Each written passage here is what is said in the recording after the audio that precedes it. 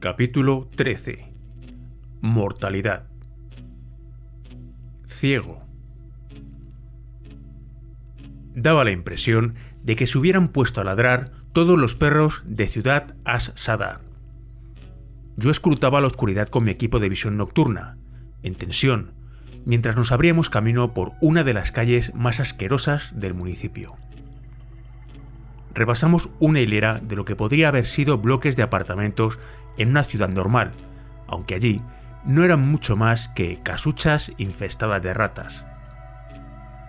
Era más de la medianoche de un día de principios de abril de 2008, y contra todo sentido común, aunque cumpliendo órdenes directas, nos estábamos internando en el centro de un antro de insurgentes.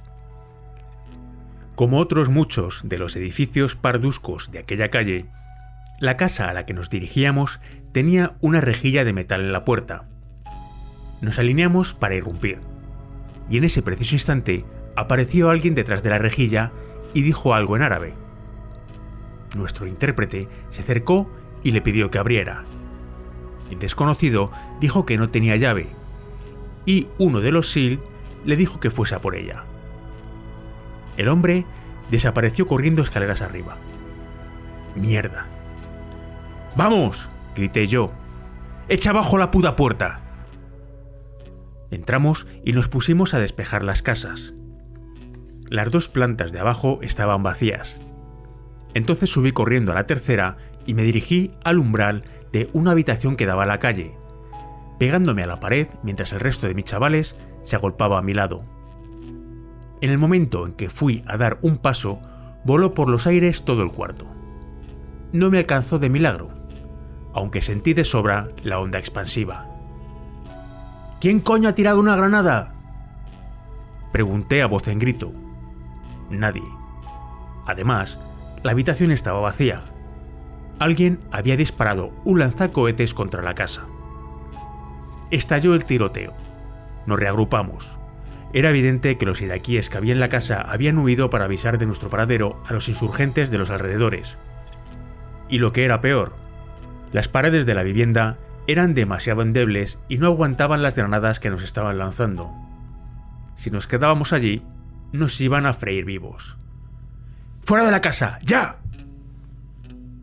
Acababan de salir del edificio los últimos de mi unidad cuando se agitó la calle con una fuerza brutal. Los rebeldes habían hecho estallar un IED en aquella misma calle. Tanta violencia tuvo la onda expansiva que a varios de nosotros nos lanzó al suelo. Nos pitaban los oídos. Corrimos a un edificio vecino, pero cuando nos preparábamos para entrar, se armó la de Dios es Cristo. Empezaron a dispararnos desde todas partes, hasta desde arriba. Recibí un disparo en el casco. La noche se volvió negra. Me quedé ciego. Aquella era la primera que pasaba en Ciudad As-Sadar y daba la impresión de que no iba a tardar en ser la última que pasase sobre la tierra. Al oeste. Hasta aquel momento, la cuarta temporada que pasaba en Irak había sido tranquila y hasta aburrida. La sección Delta había llegado al país hacía un mes aproximadamente y se había trasladado a Al-Qaim, ciudad de la región occidental de Irak, cerca de la frontera con Siria. Aunque nuestra misión consistía, en teoría, en participar en patrullas de largo alcance en el desierto, habíamos pasado casi todo el tiempo creando una base con la ayuda de algunos soldados del batallón de construcción. Además de no haber acción ninguna, los marines de la base iban a echar el cierre, y por lo tanto íbamos a tener que dejarla poco después de construirla. No tengo la menor idea de qué sentido podía tener aquello. Nuestra moral había tocado ya a fondo cuando mi jefe quiso ponerse en peligro un día a altas horas de la mañana. Con eso quiero decir que entró en mi cuarto para despertarme zarandeándome. ¿Qué coño?, grité mientras me levantaba de un salto. Tranquilo, dijo él. Vístete que vienes conmigo. Pero si me acabo de acostar. Te va a gustar. Están montando una unidad operativa en Bagdad. ¿Una unidad operativa? Bien. Era como una escena de Atrapado en el tiempo, pero en positivo. La última vez que me había pasado algo así estaba en Bagdad y me dirigía a Poniente. Y ahora estaba en Poniente y me dirigí al este. No sabía muy bien por qué. Por lo que me dijo el jefe, me habían elegido en parte porque estaba cualificado para ejercer de LPO, aunque por encima de todo les interesaba mi condición de francotirador. Estaban recurriendo a los francotiradores que había repartidos por todo el país para esta operación, aunque no le habían dado más detalles sobre cuáles eran los planes. Ni siquiera sabía si me iban a enviar a una región rural o urbana. Mierda, pensé yo, ¿a qué me mandan a Irán? Era un secreto a voces que los iraníes estaban armando y avistrando insurgentes, y en algunos casos habían llegado a atacar ellos mismos a los soldados occidentales, y corrían rumores de que se estaba creando una fuerza con la intención de detener a los que pretendiesen cruzar la frontera. Me llevaron en convoy hasta Al-Assad, la enorme base aérea de la provincia de Anbar, sede de nuestro jefazo supremo. Allí fue donde me enteré de que no íbamos a la frontera, sino a un sitio mucho peor. Ciudad As-Sadar. La cueva de asesinos en que se había convertido aquel barrio periférico de Bagdad había empeorado, sí que había, desde la última vez que había estado allí, durante el periodo que serví con los del Grom, unos años antes. En él vivían 2 millones de chiíes. El religioso Muqtada As-Sadar, antiamericano acérrimo cuyo padre había dado nombre a la población, se había estado afanando en la creación de su milicia, el ejército del Mahdi, Al-Jaish al-Mahdi. Aunque en la región operaban también otros insurgentes, esta fuerza era, con diferencia, la más numerosa y potente de todas. Con la ayuda encubierta de Irán, los rebeldes habían acopiado armas y comenzado a lanzar bombas de mortero y cohetes a la zona verde de Bagdad. Todo el sector se había convertido en un nido de víboras. Como en Faluya o en Ramadi, entre los insurgentes había grupos distintos y también grados variables de experiencia. En su mayoría eran chiíes, cuando en las otras batallas habían combatido principalmente contra suníes. Sin embargo, por lo demás, conocía bien esta clase de antro. No tenía nada que objetar. Ficharon a francotiradores y controladores aéreos avanzados y a algún que otro jefe y oficial de los equipos 3 y 8 para crear una unidad operativa especial. En total éramos unos 30. En cierto sentido, formábamos un equipo estelar que contaba con algunos de los mejores de entre los mejores del país. Además, había muchos francotiradores, porque se pretendía poner en juego algunas de las tácticas que habíamos usado en Faluya, en Ramadi y en el resto de los campos de batalla. Había mucho talento allí reunido, y sin embargo, como procedíamos de unidades diferentes, necesitamos un tiempo para acostumbrarnos unos a otros. Diferencias pequeñas que se daban en forma de operar de los de la costa este y los de la costa oeste. Por ejemplo, podían suponer un gran problema durante un tiroteo. También teníamos que hacer un buen número de decisiones organizativas, como por ejemplo, elegir a los puntas. El ejército había decidido crear un sector colchón con el fin de alejar lo suficiente a los rebeldes para que no pudieran alcanzar con sus cohetes la zona verde. Una de las acciones clave para conseguirlo era la construcción de una muralla en Ciudad As-Sadar, una gigantesca barrera modular de cemento o muro Bremer que iba a recorrer una de las carreteras principales de la ciudad hasta salvar una cuarta parte del suburbio. Nuestro trabajo consistía en proteger a los que iban a construirla y, de camino, matar al mayor número posible de malos. Los chavales encargados de erigir la muralla tenían una ocupación peligrosa hasta extremos descabellados. Una grúa iría colocando cada una de las secciones de hormigón que la conformaban tras recogerla del remolque de un camión, y una vez puesta en su sitio, tenía que subir un soldado a desengancharla.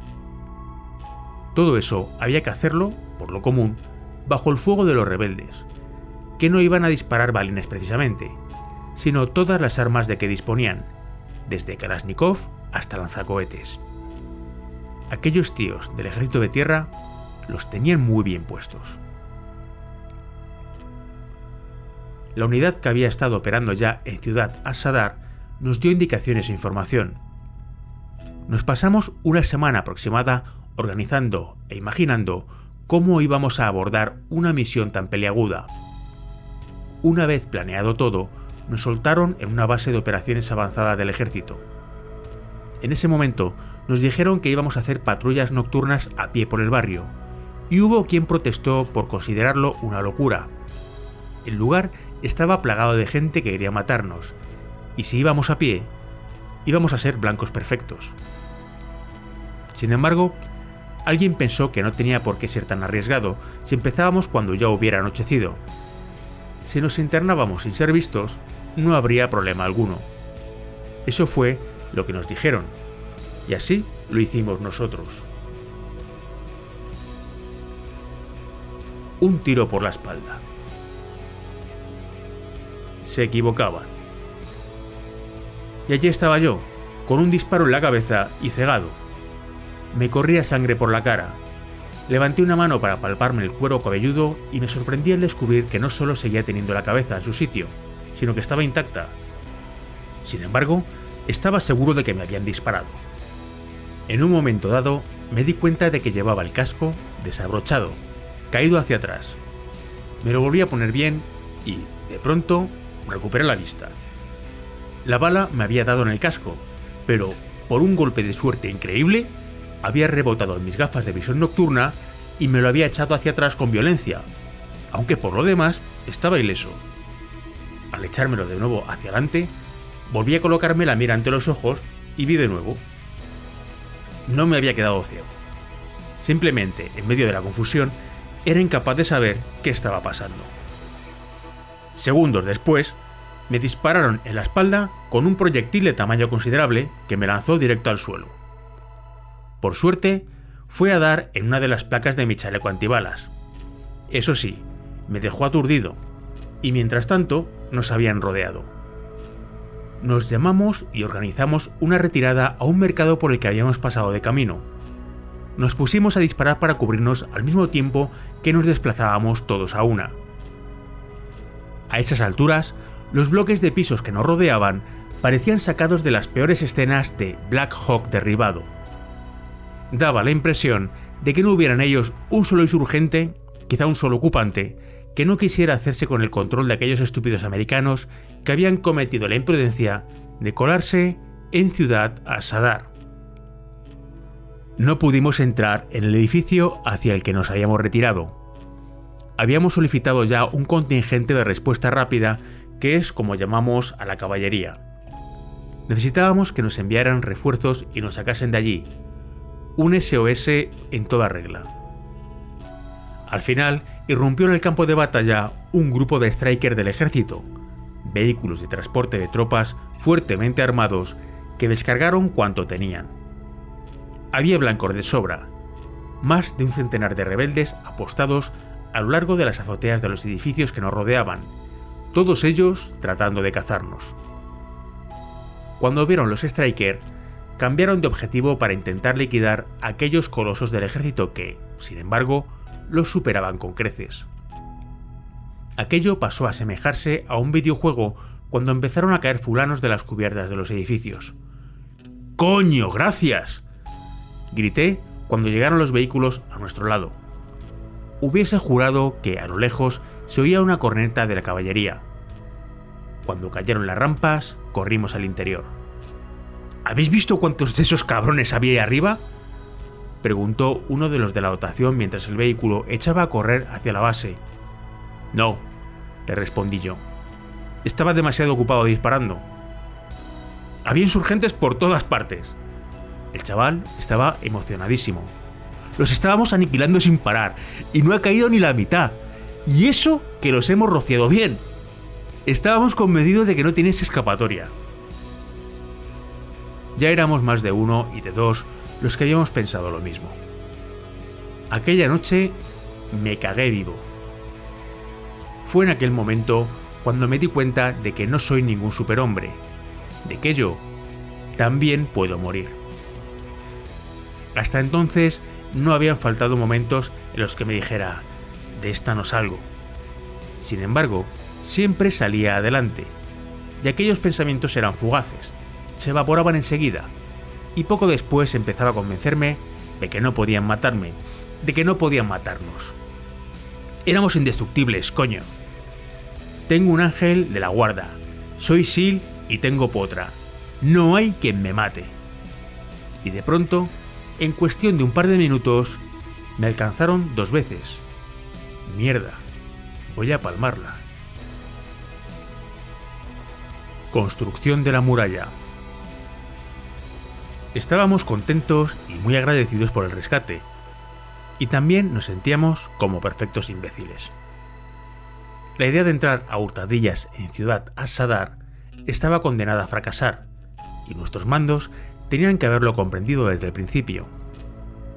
Los malos siempre iban a saber dónde estábamos, así que no teníamos más remedio que hacernos a la idea. 2 días después de que nos echaran del barrio de una patada en el culo, volvimos a entrar, aunque esta vez montados en Striker. Tomamos un lugar al que llamábamos la fábrica bananera, un edificio de 4 o 5 plantas lleno de compartimentos con fruta y material industrial de toda clase, destrozado en su mayoría por los saqueadores mucho antes de nuestra llegada. No sabría decir qué tenía que ver aquello exactamente con plátanos, ni qué debían de haber hecho allí los iraquíes. Lo único que sé es que en aquel momento ofrecía una posición excelente de francotirador. Como buscaba un poco más de protección que la que podía ofrecerme la azotea, me aposté en la última planta. A las 9 de la mañana aproximadamente, me di cuenta de que había empezado a reducirse el número de paisanos que recorrían las calles. Eso era siempre una señal muy reveladora de que habían visto algo y no querían acabar en la línea de fuego. Minutos después, con la calle totalmente desierta, salió un iraquí de un edificio medio derruido. Iba armado con una AK-47. Una vez fuera, se agachó y observó a los ingenieros que trabajaban en la construcción del muro, en apariencia, tratando de elegir un blanco entre ellos. En cuanto estuve seguro de lo que pretendía hacer, apunté al centro de su masa corporal y disparé. Estaba a unos 40 metros y cayó muerto. 1 hora más tarde, asomó la cabeza otro fulano por detrás de un muro de otro tramo de la calle, miró hacia el muro Bremer y se retiró. Una cosa así podría haber parecido inocente a cualquier otro, y sin lugar a dudas no figuraba en las normas de enfrentamiento, pero yo sabía interpretarla como era debido. Llevaba años viendo a los insurgentes seguir el mismo patrón. Se asomaban, miraban a su alrededor y desaparecían. Yo los llamaba mirones, porque se limitaban a echar un vistazo para ver si había alguien vigilando. Estoy convencido de que sabían que por hacer eso no podíamos dispararles. Yo también lo sabía, como sabía que si tenía paciencia volvería a aparecer el mirón o el que lo había mandado a mirar. Y así fue. Poco después se presentó en el mismo sitio con un lanzacohetes en la mano. Se arrodilló con rapidez y lo levantó para apuntar. Lo abatí antes de que pudiera disparar. Sabía que a continuación me tocaba volver a esperar. El arma era muy valiosa para ellos y no tenía duda alguna de que, más tarde o más temprano, enviarían a alguien para recuperarla. Estuve observando durante un tiempo que me pareció eterno, y al final salieron a la calle a recogerla. Era un crío, un chiquillo. Lo tenía bien centrado en la mira, pero no disparé.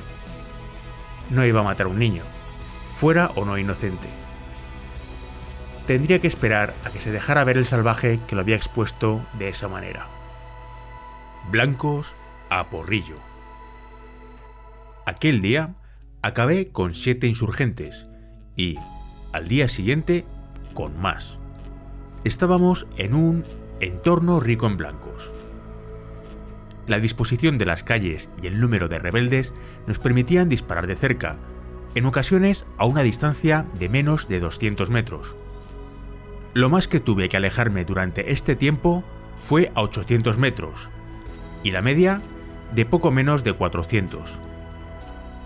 La ciudad que nos rodeaba parecía sumida en la esquizofrenia.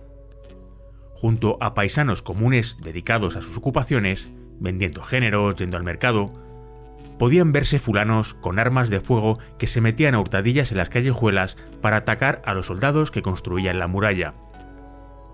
Después de que empezásemos a hacerles frente, nosotros también nos convertimos en blanco de los malos. Todo el mundo sabía dónde estábamos, y ellos salían como babosas de sus agujeros para intentar abatirnos. Llegó un momento en que había conseguido tantas muertes que me hice a un lado para que los otros chavales hicieran también algunas.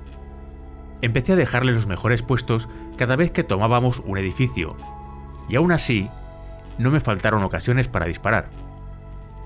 Un día, en una casa que ocupamos, me quedé sin ventanas desde las que sobrevigilar después de que mis muchachos escogieran sus posiciones. Así que no tuve más remedio que agarrar un mazo y hacer un agujero en la pared. Tardé bastante en dejarlo como lo quería, y cuando al final pude apostarme, pude comprobar que tenía ante mí unos 300 metros de visión. Pues bien, en cuanto me coloqué tras la mira de mi fusil, aparecieron, a unos 14, 3 insurgentes por la calle. Los maté a todos, y a renglón seguido me di la vuelta y le pregunté a uno de los oficiales que se había acercado a mí: ¿quieres probar aquí? Después de unos días, supimos que los ataques iban a concentrarse en cuanto las cuadrillas que construían el muro llegasen a una intersección. No era ninguna tontería, ya que los insurgentes querrían acometer desde un lugar que les permitiera huir con facilidad. Aprendimos a alzar la mirada para observar las bocacalles, y desde entonces empezamos a abatirlos en cuanto asomaban. Si la batalla de Faluya fue difícil y la de Ramadi fue peor, la de Ciudad as-Sadr fue la peor de todas. Podíamos estar sobrevigilando durante 2 o 3 días. Descansábamos un día, recargábamos y volvíamos a salir. Los tiroteos se sucedían a toda leche. Los insurgentes ya no salían a pelear solo con sus Kalashnikov, sino que en cada refriega nos lanzaban también cohetes.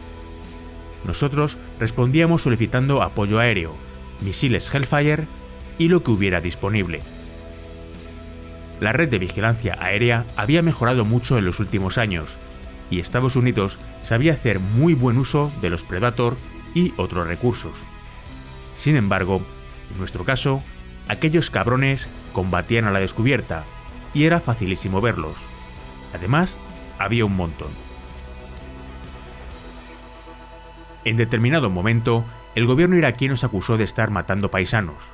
Mentira podrida. Los analistas del servicio de información estaban interceptando llamadas de teléfono móvil efectuadas por los insurgentes cuando decaían los encuentros con la intención de darse unos a otros informes detallados del desarrollo. «Han matado a fulanito», decía una. «Necesitamos más sirvientes de morteros y francotiradores. Hoy han matado a 15». Nosotros, sin embargo, solo habíamos contado 13 en aquel combate. Supongo que sacarían a 2 de la columna de los posibles para incluirlos en la categoría de los seguros. A por mi fusil. Como siempre, había ratos de mucha angustia mezclados con acontecimientos extravagantes y momentos cómicos fortuitos. Un día, al final de una operación, corrí a meterme en el Bradley que nos iba a llevar de vuelta a la base, y al llegar al vehículo me di cuenta de que me había dejado atrás el fusil de precisión. Lo había dejado en el suelo de una de las habitaciones, y al salir se me olvidó recogerla. Sí, una estupidez tremenda. Di media vuelta. Tete, que era uno de mis oficiales, estaba a punto de subir. «Tenemos que volver», le dije. «Mi arma sigue en el edificio». «Pues vamos allá», me respondió él. Echamos a correr hacia la casa. Los insurgentes también se estaban acercando a ella, tanto que hasta podíamos oírlos. Reconocimos el patio, convencidos de que íbamos a topar con ellos. Por suerte no había nadie. Recuperé el fusil y volvimos corriendo a los Bradley. Llegamos unos 2 segundos antes de que nos lanzasen un ataque con granadas. Se cerró la rampa y sonaron las explosiones. «¿Qué coño hacíais?», exigió el oficial al mando en el momento en que arrancaba el vehículo. Tete sonrió con aire de suficiencia. «Luego te lo explico», dijo. No sé si llegó a hacerlo. Victoria. Tardamos un mes aproximadamente en erigir la muralla. El ejército estaba alcanzando su objetivo cuando los rebeldes empezaron a rendirse. Esto fue tal vez resultado de una combinación de su convencimiento de que se iba a completar aquella obra, lo quisieran ellos o no, y del hecho de que habíamos matado a tantos de aquellos cabrones que los habíamos dejado sin capacidad para emprender ningún ataque serio. Si al comienzo de la operación se reunían 30 o 40 insurgentes con Kalashnikov y lanzacohetes para acometer a una sola cuadrilla de zapadores, al final tuvieron que hacer ataques con 2 o 3 hombres. Poco a poco fueron desapareciendo en el interior de las casuchas que nos rodeaban. Muqtada as-Sadr, mientras tanto, decidió que había llegado el momento de intentar negociar la paz con el gobierno de Irak. Declaró el alto el fuego y empezó a hablar con las autoridades. Casi nada. Talla. La gente me decía siempre que, de hecho, yo no conocía a Chris ni sabía lo que estaba haciendo por el hecho de ser de los SEAL. Recuerdo una vez que fui a una gestoría y el hombre me contó que conocía a varios SEAL que le habían dicho que, en realidad, nadie sabía nunca a dónde iban. Mi marido está de viaje de adiestramiento, le respondí yo. ¿Y sé dónde? Eso no lo sabe. Claro que sí, acabo de hablar con él. Pero no sabe qué están haciendo en realidad, son SEAL. Pues... nunca va a saberlo. Conozco bien a mi marido. Eso tampoco puede saberlo, porque los adiestran para mentir. Todo el mundo hablaba mucho, y a mí me irritaba sobre todo cuando era gente a la que ni siquiera conocía bien. Los de confianza sí respetaban que pudiera no saber todos los detalles, y que me conformase con saber lo que necesitaba saber. De pueblo en pueblo. Estando las cosas en relativa calma en Ciudad as-Sadr, nos dieron un nuevo sector en el que centrar nuestra atención. En una serie de pueblos de los alrededores de Bagdad se habían establecido fabricantes de explosivos y otros rebeldes con la intención de pasar inadvertidos mientras proporcionaban armas y mano de obra con que combatir a los americanos y a las fuerzas leales de los iraquíes. El ejército del Mahdi operaba por la región, que se había convertido en zona de riesgo para los estadounidenses. Durante buena parte de la batalla de Ciudad as-Sadr habíamos estado colaborando con gente de la 4ª Brigada de la 10ª División de Montaña, combatientes de verdad a los que les gustaba luchar en lo más duro, y que sin lugar a dudas vio allí colmados sus deseos. Y ahora que nos mandaban de pueblo en pueblo, fuera de la ciudad, nos alegraba poder volver a trabajar con ellos. Se conocían bien la zona, sus francotiradores eran muy buenos, y tenerlos con nosotros nos hacía más eficaces. Aunque tenemos la misma ocupación, hay algunas diferencias entre los francotiradores del ejército y los de los SEAL. Ellos, por ejemplo, usan observadores, y nosotros no, por lo general.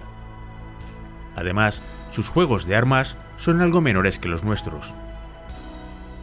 Sin embargo, la mayor diferencia, al menos al principio, tenía que ver con las tácticas empleadas y su forma de posicionarse. Los francotiradores del ejército estaban acostumbrados a salir en grupos de 3 o 4, y eso significa que no podían permanecer fuera mucho tiempo, y menos aún toda la noche. La unidad operativa de los SEAL, por otra parte, se movía con un número mayor de efectivos para permanecer en un sector, básicamente para buscar guerra, y obligar al enemigo a plantar batalla. Ya no era tanto sobre vigilar como retar. Aquí estamos, venid a buscarnos. Y vaya si lo hacían. Los insurgentes de un pueblo tras otro se presentaban ante nosotros para matarnos, y nosotros los abatíamos.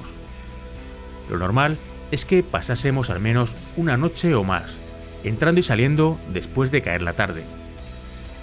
En este sector acabamos por volver al mismo pueblo unas cuantas veces, tomando por lo general una casa distinta en cada ocasión. Repetíamos el proceso hasta que acabábamos con los malos del lugar, o al menos hasta que comprendían que no era muy prudente atacarnos. Resulta sorprendente el número de idiotas que hay que matar antes de llegar a este punto.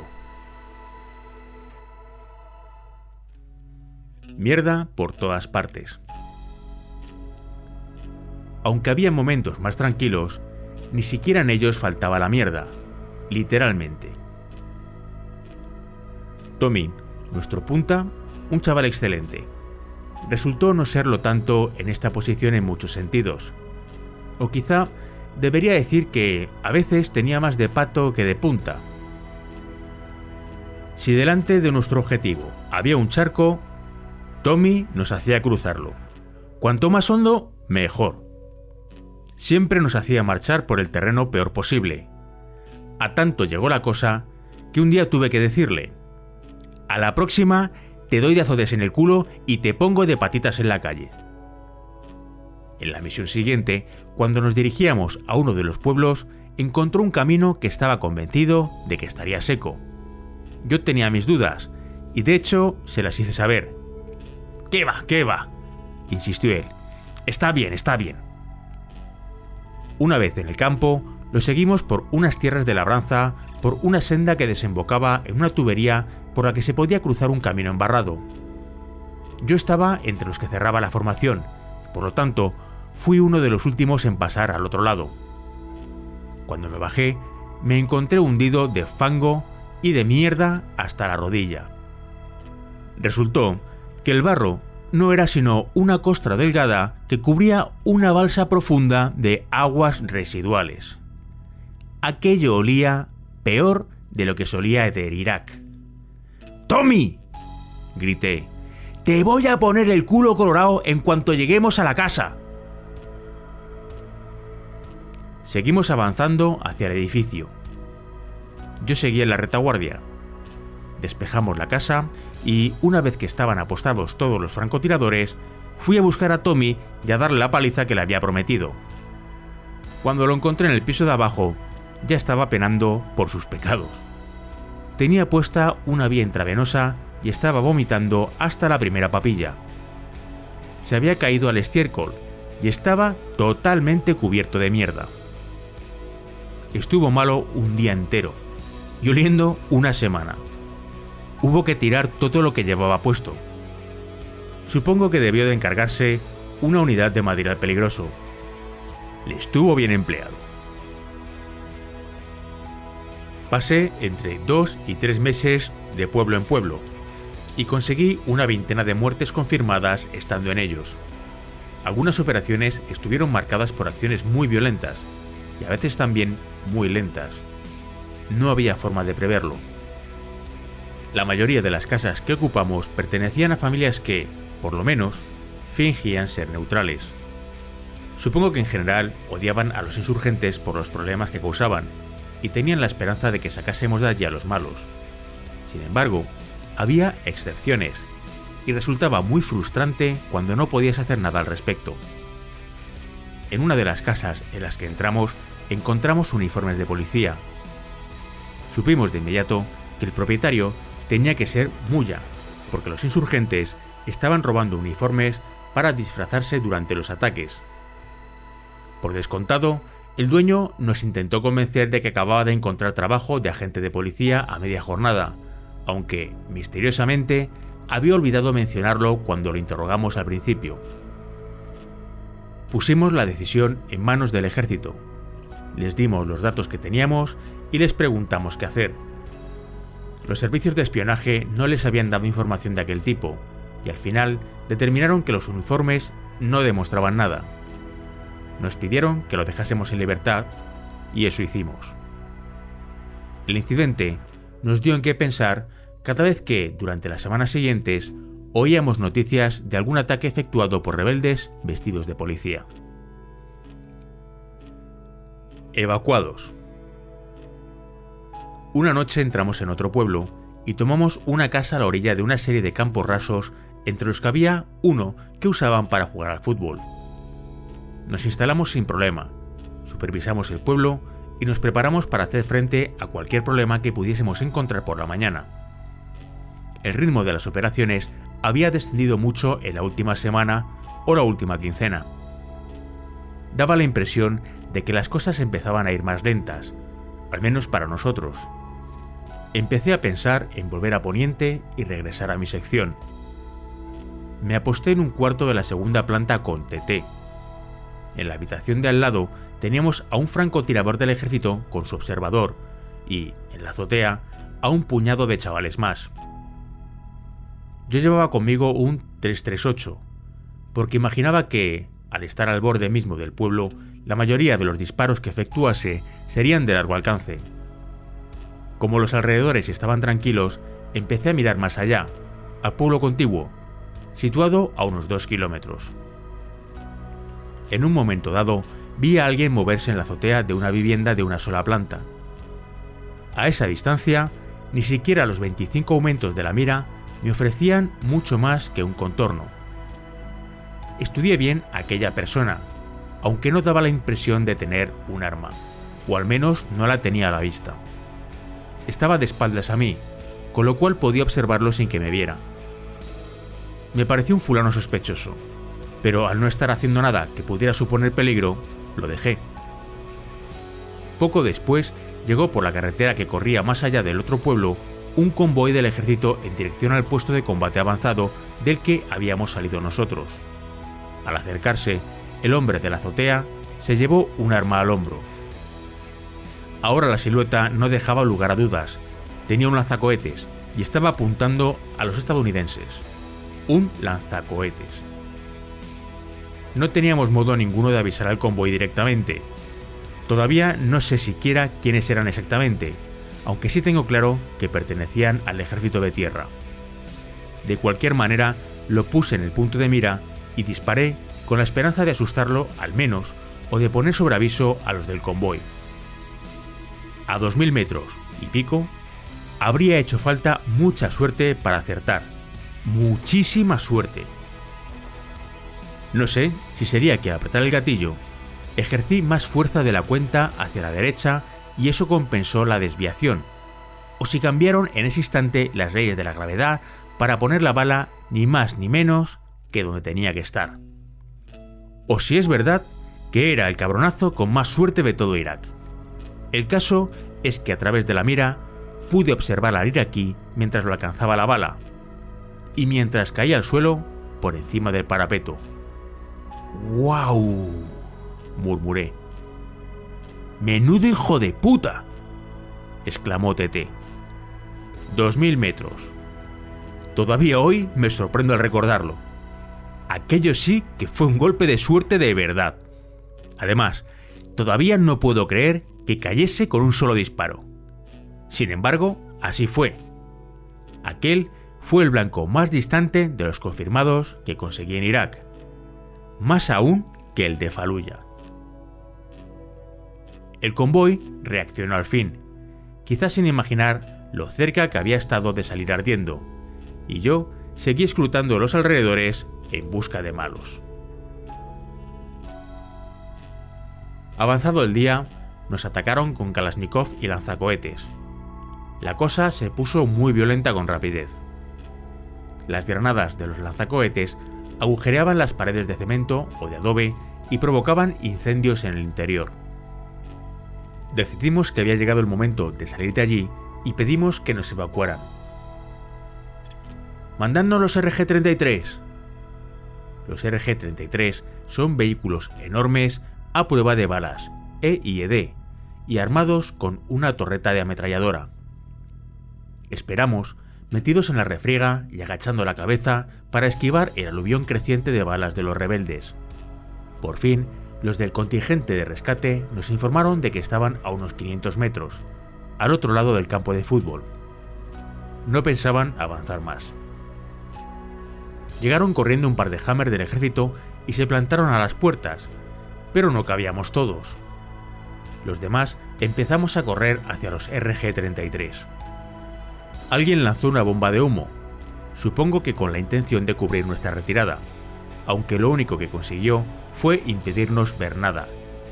Lo normal es que el humo sirva de pantalla tras la que correr sin ser visto, cuando en este caso en realidad tuvimos que atravesarlo. Corrimos en dirección a la casa por entre la nube, agachados para evitar las balas, mientras avanzábamos en zigzag hacia el campo. Parecía una escena de cine en la que las balas rocían el suelo y hacen saltar la tierra. El chaval que corría a mi lado cayó al suelo. Me paré, pensando que le habían dado, pero antes de que llegase siquiera él, se levantó de un salto. Simplemente había tropezado. Estoy bien! Gritó. Seguimos corriendo juntos, entre las balas y la tierra que saltaba por todas partes. Al final, llegamos a los RG-33. Yo salté a la parte trasera de uno, y apenas había tomado de resuello cuando las balas alcanzaron el cristal reforzado de un lateral y dibujaron en él una tela de araña. Días después, me dirigía a Poniente para reunirme de nuevo con la sección Delta. Me habían concedido el traslado que había pedido. Llegó en buena hora. La situación empezaba a fastidiarme, aunque en aquel momento no sospechaba que aún tenía que empeorar mucho, incluso a medida que mejoraba la batalla. Sargento I Kai. A esas alturas, mis chavales habían salido de Al-Qaim y se encontraban en un lugar llamado Rawa, también en el oeste, cerca de la frontera siria. Una vez más, los habían puesto a construir barracones y hacer cosas parecidas. Yo tuve más suerte, porque me presenté cuando habían acabado. Sin embargo, en aquel momento tampoco había mucho más en que ocuparse. Llegué a tiempo para participar en una patrulla de largo alcance por el desierto. De camino a la frontera, apenas topamos con una sola persona en varios días, por no decir ya con insurgentes. Nos habían llegado informes de operaciones de contrabando efectuadas en el desierto, pero si era verdad que se estaban dando, desde luego tenía que ser en otro sitio. Calor sí que no faltaba. Estábamos por lo menos a 50 grados, y nuestros Hammer no tenían aire acondicionado. Yo, que me crié en Texas, estoy habituado a las temperaturas altas, pero aquello era insoportable. Además, era constante, no había manera de escapar. Por la noche apenas refrescaba. Podía bajar quizás a 45. Bajar las ventanillas suponía arriesgarse mucho en caso de que hubiera un IED, y la arena era casi peor, porque podía entrar en el vehículo y cubrirte de arriba abajo. Al final decidí que eran preferibles los dos al calor, y las bajé. Lo único que se veía desde el coche era desierto, y de vez en cuando algún asentamiento nómada o aldea diminuta. Nos pusimos en contacto con nuestra sección hermana y al día siguiente nos paramos en una base de los marines. Mi sargento primero entró a averiguar lo que sea, y poco después salió y me buscó para decirme sonriendo: «Adivina, te acaban de hacer sargento primero». Yo había hecho el examen para sargento primero en Estados Unidos, antes de volver a Irak. En la Armada, lo normal era hacer una prueba escrita para ascender. Sin embargo, a mí me había tocado la lotería. Me habían ascendido a E5 en el campo de batalla durante mi segunda misión iraquí y a E6 gracias a un programa especial de méritos antes del tercero. Los dos, por lo tanto, llegaron sin que tuviera que examinarme. En ambos casos, había hecho un trabajo extra considerable en el equipo y me había ganado una gran reputación en el campo de batalla, dos factores de peso a la hora de que me concedieran dichas graduaciones. Con el examen escrito no tuve tanta suerte, aprobé por los pelos. No está de más que me extienda un tanto aquí en lo que se refiere a exámenes de ascensos. Yo no soy contrario ni alérgico a esta clase de pruebas, o por lo menos no lo soy más que cualquier otro. Sin embargo, los SEAL teníamos aquí una dificultad añadida. En aquellos tiempos, para que te ascendieran, tenías que examinarte de tu área de especialización, es decir, la que hubieras elegido antes de meterte en los SEAL, que en mi caso no era otra que el servicio de información. Y no hace falta que diga que de eso no sabía yo mucho. Yo era SEAL, no analista. No tenía la menor idea de la clase de equipo ni de los procedimientos que usaban los de este servicio para hacer su trabajo. Teniendo en cuenta la precisión de los datos que nos proporcionaban por lo común los de información, a lo mejor podría haber aprobado a acertar a bulto, o haber usado un par de dados. Para que me extendieran, habría tenido que estudiar para el examen, y eso habría supuesto buscar un lugar seguro en que leer, una sala especial en la que poder repasar material ultra secreto. Y todo eso, por supuesto, en mi tiempo libre. Ni en Fallujah ni en Ramadi había lugares así. Y la bibliografía que podía encontrarse en las letrinas y otras instalaciones por el estilo no iban a servirme demasiado. Hoy el temario de los exámenes está relacionado con las operaciones especiales y por lo tanto a las cosas que hacen los SEAL. Las pruebas son detalladas en extremo, pero al menos tienen que ver con nuestro trabajo. El ascenso a sargento primero era un tanto diferente. En este caso, el examen iba de cosas que tenían que saber los SEAL.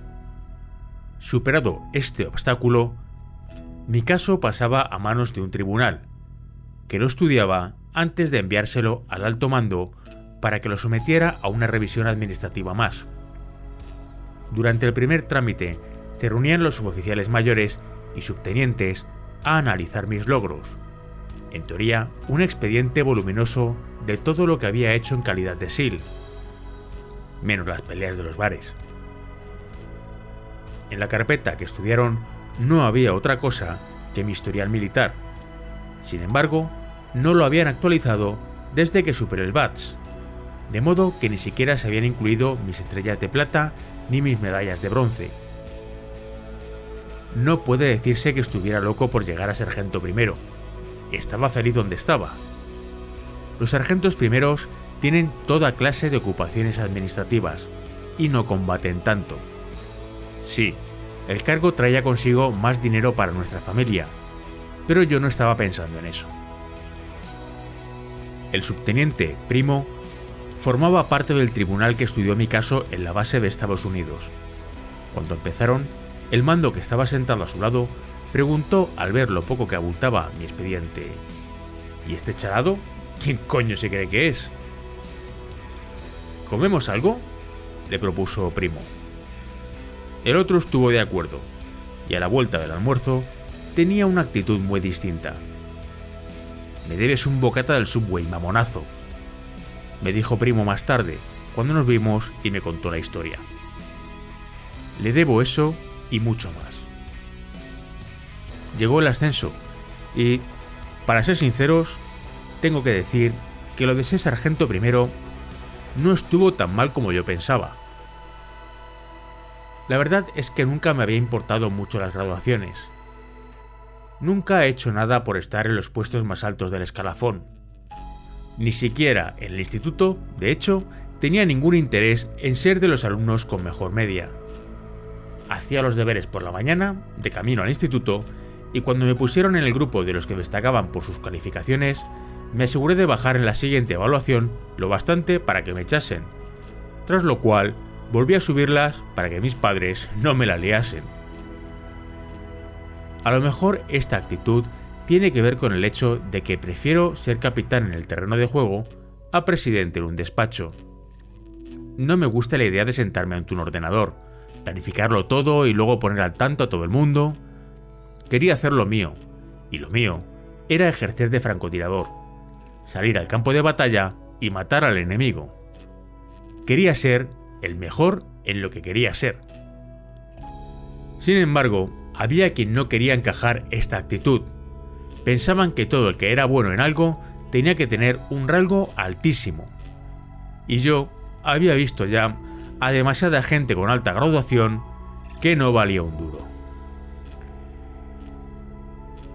Demasiado pensar. On the road again. La voz de Willie Nelson sonaba cascada en los altavoces del Hammer que nos llevó a la base al día siguiente. Se podía decir que la música era la única diversión que teníamos, además de las paradas que hacíamos al llegar a algunos pueblos para hablar con los nativos. Además del country clásico que le gustaba al compi que llevaba el volante, yo escuchaba a Toby Keith y a Slipknot. Country y heavy metal compitiendo por nuestra atención. Yo creo firmemente en el impacto psicológico de la música. Lo he visto en el campo de batalla. Cuando vas a combatir, quieres estar animado. No hasta extremos imprudentes, pero sí lo bastante para estar concentrado y seguro de ti mismo. La música puede ayudarte a mantener el miedo a raya, y por eso escuchábamos a Papa Roach, Dope, Drowning Pool, cualquier cosa que pudiera enardecernos. Todos estos grupos se alternan con fuerza en las grabaciones con que sigo acompañando mis sesiones de gimnasio.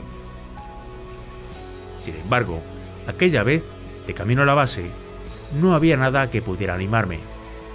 Fue un viaje largo y tórrido. A pesar de la noticia de mi ascenso, estaba de un humor de perros, aburrido y tenso a partes iguales. En la base, las cosas iban lentísimas. No había ningún movimiento, y eso empezaba a cabrearme. Mientras me había visto en medio de la acción, había podido apartar de mí, sin dificultad, la idea de que era vulnerable y mortal. Estaban ocurriendo demasiadas cosas a la vez para preocuparme por algo así. O mejor dicho, tenía tantas cosas que hacer que no podía pararme a darle vueltas. Sin embargo, una vez acabado el combate, no podía pensar en otra cosa. Ahora que tenía al fin tiempo para relajarme, no lo conseguía. En vez de eso, me tendía en la cama y pensaba en todo lo que había vivido, y sobre todo los disparos que había recibido. Revivía el tiroteo cada vez que me echaba a descansar. El corazón se ponía a latirme con fuerza, probablemente mucho más que aquella noche en Ciudad As-Sadar. Las cosas fueron de mal en peor los días siguientes a nuestro regreso de la patrulla fronteriza. No conseguía dormir y estaba nervioso, muy nervioso. La tensión se me volvió a poner por las nubes, más aún que antes. Tenía la sensación de ir a explotar de un momento a otro. Físicamente estaba como si me hubiesen dado una paliza. Las 4 misiones a zonas de combate habían hecho mella en mí. Tenía mejor las rodillas, pero me dolían la espalda y el tobillo, y tenía jodida la capacidad auditiva. Me pitaban los oídos. Me había dañado el cuello y me crujían todas las costillas. Me había roto los dedos y los nudillos. Veía moscas volantes y había perdido visión en el ojo derecho. Y por si esto fuera poco, tenía docenas de moratones y todo un surtido de dolores. Cualquier médico habría mojado las sábanas conmigo. De todo esto, sin embargo, lo que más me fastidiaba era la tensión. Sudaba a mares y hasta me temblaban las manos. Si ya tenía la piel clara, la cara se me quedó blanca como la pared. Cuanto más me esforzaba por relajarme, peor se ponían las cosas. Era como si mi cuerpo hubiera empezado a vibrar, y pensar en ello no sirviera más que para acelerarlo aún más. Imagine el lector que se sube a una escalera alta puesta encima de un río, a miles de kilómetros de altura, y de pronto le cae un rayo. Todo tu cuerpo se electrifica, y, sin embargo, sigues vivo. En realidad, eres consciente de todo lo que te ocurre, y, de hecho, sabes que puedes tomar las riendas de la situación. Tienes claro qué es lo que tienes que hacer para bajar, y lo haces. Desciende la escalera, pero cuando llegas al suelo, la electricidad no te abandona. Intentas encontrar un modo de descargarte, una toma de tierra, pero no consigues dar con el condenado pararrayos capaz de liberarte. No comía ni dormía, y al final fui a ver al médico y le pedí que me mirasen. Después de examinarme, me preguntaron si quería medicarme. Les dije que, en realidad, no. pero me tomé lo que me dieron. También me hicieron ver que, ya que la misión estaba casi muerta y apenas quedaban unas semanas para volver a casa, no era ninguna insensatez adelantar la fecha. Como no se me ocurría ninguna otra solución, acepté.